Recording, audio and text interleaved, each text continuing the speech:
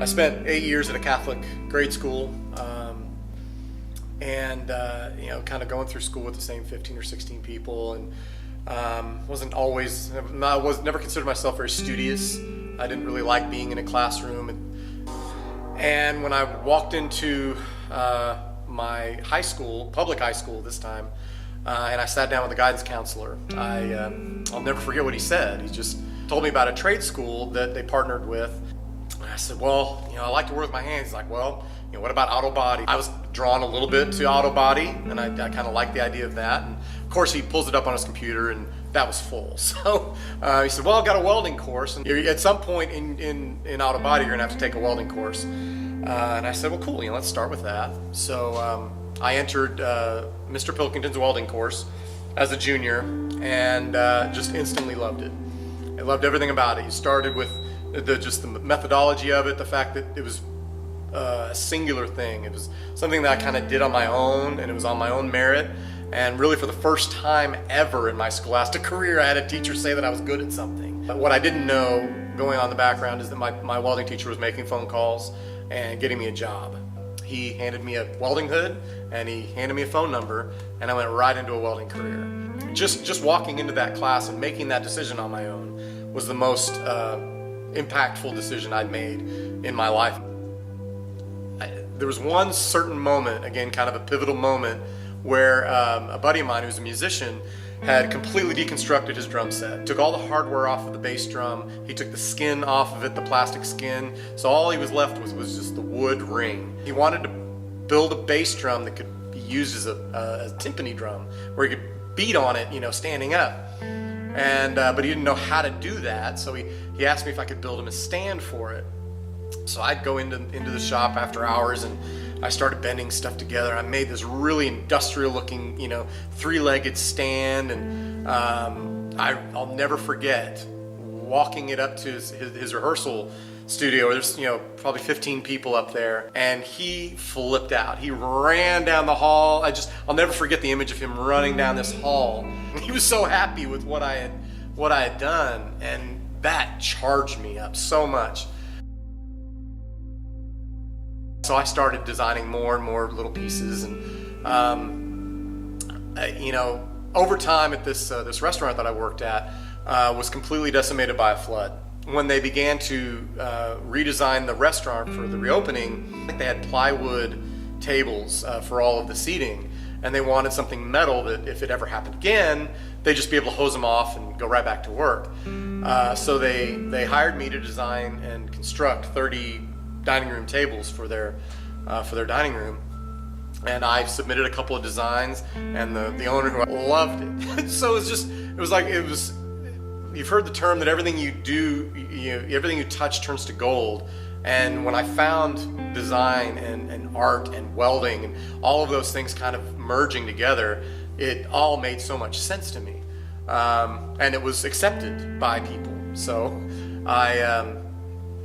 on the reopening of the restaurant, with all of my tables, on display, I'm still working behind the bar, and people keep, coming up to me asking me if do I have a business card? You should do this as a business. And I'm like, oh, it's just a one-off thing, and it got to be more and more like that, where the idea started to surface with me, and then the friend of mine that was also an artist that worked at the bar, to come up with some sort of a business idea for creating, crazy furniture that you couldn't just buy in a store, just design it from the ground up. And so we had a little bit of money we scrapped together, and I opened up a business in 1993, I think, called Zero Tolerance. We opened it up in his garage, and we just kind of, because of the connections that we had in the community, we had orders almost from the time we opened the doors. And we didn't know anything about running a business. We had no clue what we were doing, other than the fact that we loved what we were doing. And it just, after about 6 months, 8 months, we just couldn't keep the doors open anymore, because we both quit our day jobs to go and do this, and money was just going out. More money was going out than was coming in, and I think we were, every time we made a sale, we'd go out and celebrate. It was just, we had no idea what we were doing. So that folded, and I kind of walked away from designing and building and went back into the welding career that I had before, until I moved to Dallas-Fort Worth. And again, it was just, people saw at this point I had a portfolio. People saw my portfolio. They said, you should really do this again. And so I got going. I got going again in a garage in as small as I could, learning a little bit more about business. And about that time I was watching a football game, and I saw John 3:16 show up on the screen. Somebody in the stands would just hold up a card that said John 3:16, and I remember going, I've always wondered what that meant. Why do people keep holding it up? So I went and got my Bible, and I opened up to that page, and I read that verse over and over again, and it all made sense. All of it made sense at that point.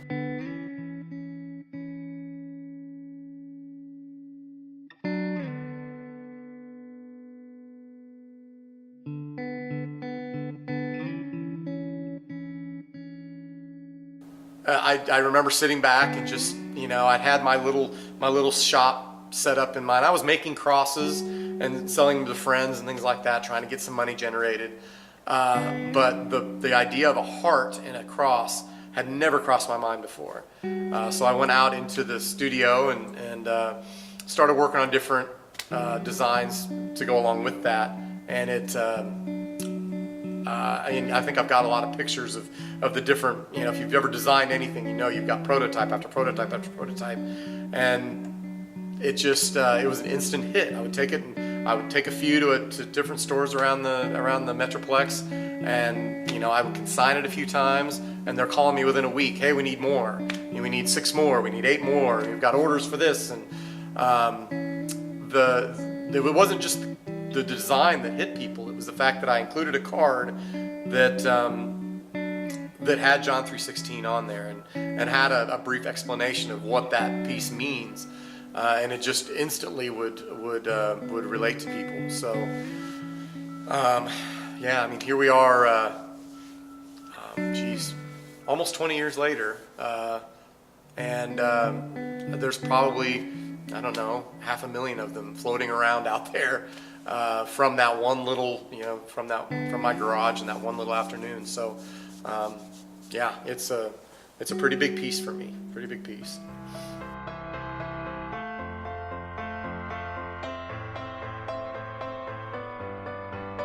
Ever since I merged the two, welding and art and creativity, merging those two things is what has, and I honestly believe, God had his hand in all of that, in working towards something that's turned out to be very amazing. And I always tell people that I continue to just follow his lead. He continues to bless what I'm doing, and I continue to do it.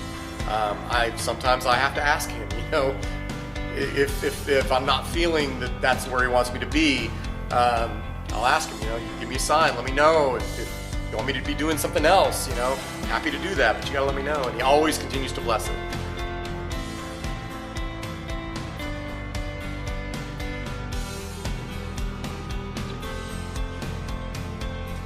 It's a part of who I am and what I do.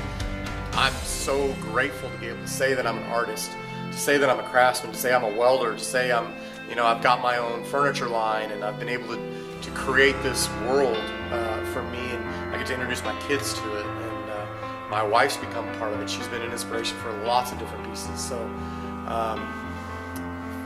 the work is my life. It's every bit a part of it.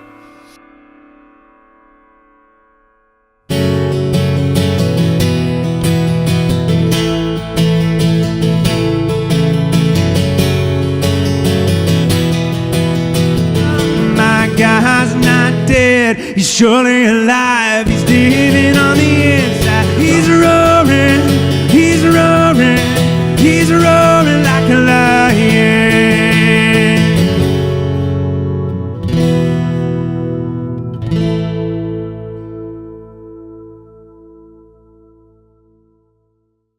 Let love explode and bring the dead to life.